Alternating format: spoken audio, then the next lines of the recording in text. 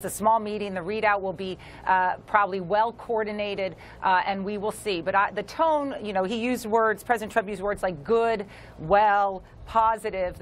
He's setting a tone for that meeting, which is probably won't get to the hard issues. Putin's emphasis in this meeting is very much going to be on that personal relationship with Donald Trump. Remember, Putin has a record of arming American presidents. Remember when George W. Bush back in 2001 met Putin very early on in his presidency and looked into his eyes and caught a sense of his soul. Obama was equally charmed in 2009 when he had his first meeting with Putin when he was the Prime Minister of Russia. And so, you know, the big question here is will Trump have one of those sense of his soul moments? Will he walk out of that meeting even more convinced? As we know, that meeting is still going on far longer than one expected. So 2 hours now they've been in this meeting together.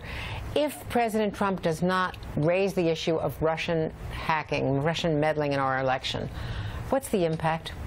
Well, I think one thing is that Putin will be even more emboldened to continue their activities. And looking ahead to 2018-2020 elections, they're going to be more aggressive about it. Attention is being focused on whether or not President Trump is going to raise the issue of election interference during his meeting with President Putin. Some early reports that sounds like he doesn't intend to.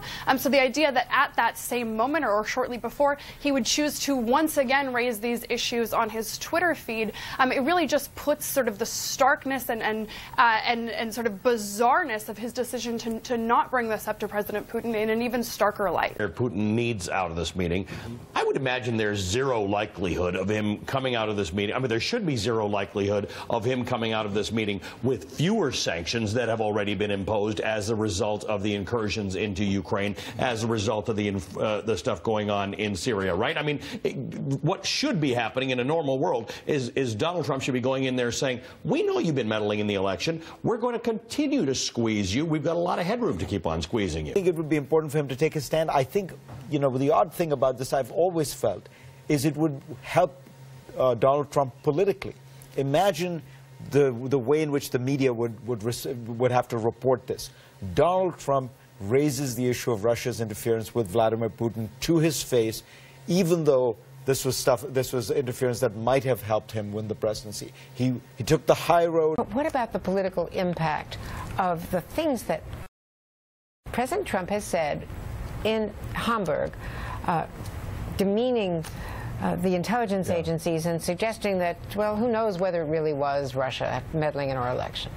Well, I think it sends a very bad signal here at home, but more importantly, a very bad signal to Vladimir Putin. This is a man who understands strength. And if President Trump did not confront him directly in that one-on-one meeting, two-on-two meeting, with the evidence that the Russians tampered in our elections, and with an insistence that it stop, all we can expect is that it will, in fact, get worse in 2018 and 2020 with more corrosion of our democracy. And additionally, Trump has never showed much interest in mollifying his critics when it comes to the Russia situation. It's not something he's really bent over backwards to work on. John, if he went in and said what you said to say, it's like, you know, I know what you did and there's going to be consequences if you continue, that would really throw Putin off because it would be so unexpected. And, you know, President Trump could own the rest of the meeting just about. But there's nothing to suggest that he was going to go in and do that. And Congressman McCall, a Republican who chairs the Homeland Security Committee today and has briefed President Trump in the past, he said that this is not on the agenda for the president.